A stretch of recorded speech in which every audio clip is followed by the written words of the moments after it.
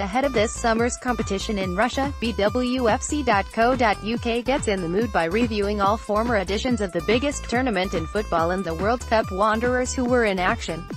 With less than 3 weeks to go until the start of the 2018 World Cup, our preview series continues with Sweden 1958, our next port of call. Tommy BANKSEnglandAppearances.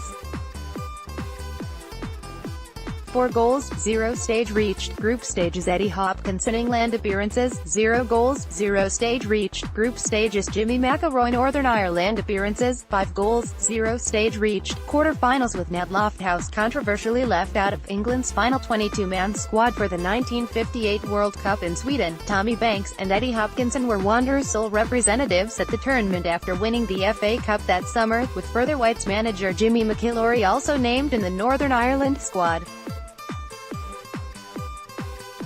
Banks and Hopkinson were both relative newcomers to the Three Lions setup, with the former earning his maiden call-up just before the tournament after the tragic passing of Roger Byrne in the Munich air disaster in February 1958. And at his international debut against USSR a month before the World Cup, the fullback was an ever-present for England as they suffered a disappointing group stage exit.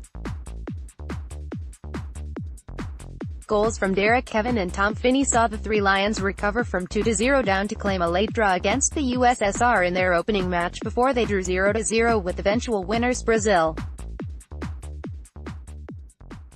Twice coming from behind to claim another 2-2 draw, this time against Austria, in their final group game. A 1-0 playoff defeat to USSR ended Banks and England's World Cup before the knockout stages, with the fullback winning just one more international cap after the tournament.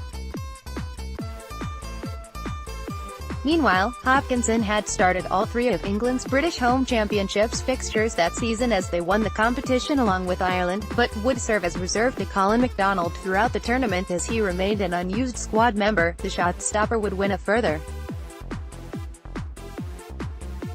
8 caps the following year, sharing another British Home Championships title with Ireland along the way. Before his international career also came to an end, elsewhere, McIlroy was an ever-present for Northern Ireland as they reached the quarter-finals in their first ever World Cup appearance.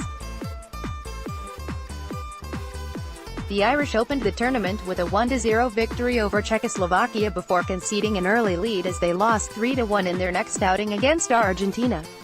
Twice taking the lead against West Germany in their final regular group game, Northern Ireland drew 2-2 to set up